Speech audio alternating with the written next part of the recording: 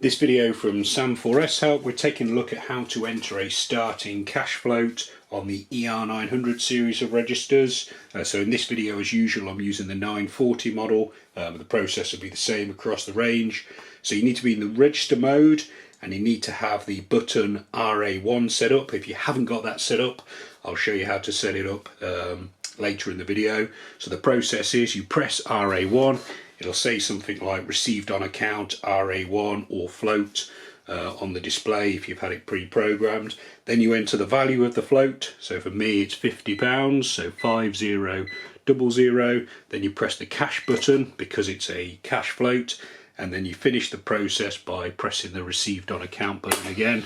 The cash drawer opens to let you enter the float. If you've got the receipt switched on, you get a little printout confirming £50 float has been entered, and if we run a quick X1 report, you should find that that's affected the cash in drawer. So we've got, because it's the start of the day, there's no sales transactions, we've just got float £50, cash in drawer £50, draw total £50, because we've had no other transactions other than entering the float. So what if you haven't got received on account? So on these tills you've got all your PLU, individual product buttons, on this portion of the keyboard, and then over here you've got your function keys. Some of them are non-editable, like the number keypad, you always need those, and the cash button, but then a lot of the rest of them you can basically select from a series of functions. So if you've got access to the manual, there's an area called function key assignment.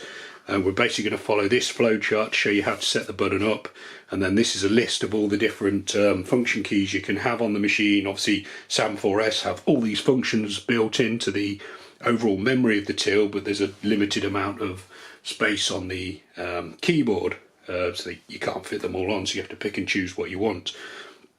Obviously originally these machines were designed for cash register dealers, so you would approach the dealer, say you needed a till that did these functions, they'd go away with your menu and set the machine up for you. So the manuals aren't really designed for end users, but obviously in the last 20 years or so the internet's kind of skewed that. You can pick these machines up online relatively cheaply, you can get them second hand, find them on eBay, all that sort of thing. So there's a lot of people out there trying to program pretty high level stuff on these machines with a cash register dealer manual. So just bear in mind when you're finding the manual a bit impenetrable, it's because it's not really written by Sam4S for end users. That's kind of where we come in.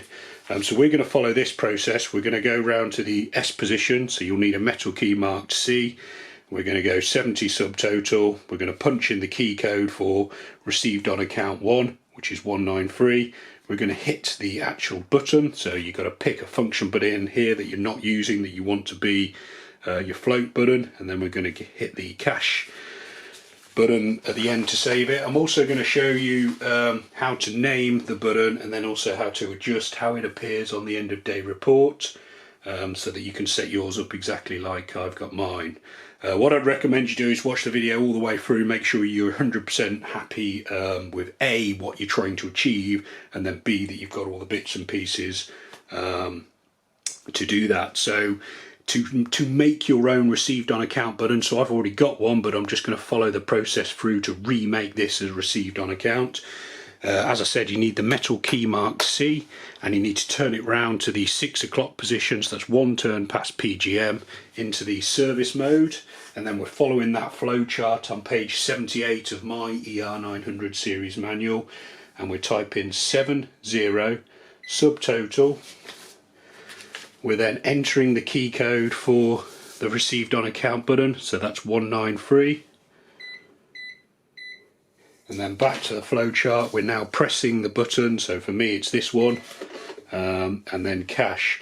Yours will say received on account 1 or an abbreviation of it. Obviously I've preset mine to say float, and I'll show you how to do that as well. So that's the function setup, so you've now got the same functionality as my machine. What's nice to do is to give the button an actual name. I mean, you don't have to do it, but to me it just makes it more professional for your receipts and paperwork. If it says anything financial, you want it to be accurate, especially business finance. So to do that, that's in the programming position. So you turn the key one turn back to PGM or program mode, then we press 80 subtotal because we're doing function descriptions, so that's the code. If you're looking for that in the manual, it'll be under the settings for the actual received on account button. So that is page, on my manual it was page 145, and I'm doing this function key descriptor 80 subtotal. I'm now going to type in my description. So I've called this float. So this is where you might need the alpha underlay. I've jotted down each of the buttons on these machines, if you're not familiar with them, have a letter on them as well when you're doing programming. But often the actual letter doesn't appear on the keyboard, so you should have a keyboard underlay underneath this one, or if you haven't got access to one, you can download them from the sam4shelp.co.uk website. So that's the description in their float. To save it, you press quantity time, then you press the button. So remember, we're programming the name of this button to be float, and then we press cache, and that saves it. So we've now got our float button set up. We've got a name for it, but one thing you might also want to do is give it a name on the actual end of day report. So you know I did that report earlier in the video where I showed you the £50 float, which is here. The float total there as standard. If you don't do what I'm about to do now, that will say something like RA1.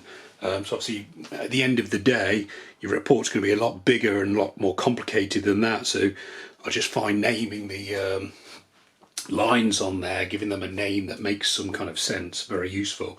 So this is how to do that. It's edit description on Z reports, P mode, 701 subtotal. You then enter a code for that function, so RA1, the code is 43. You then press the X time button or quantity time, type in your description, subtotal cache. That number varies obviously depending on which line of the description you're looking for, you're looking to edit. So if we do that now, we've got 701 subtotal, 43 because we're editing the description of received on account button as it appears on the Z report, quantity time or X time depending on your machine. You then type in the description, so I've called it float, keep it simple, F-L-O-A-T.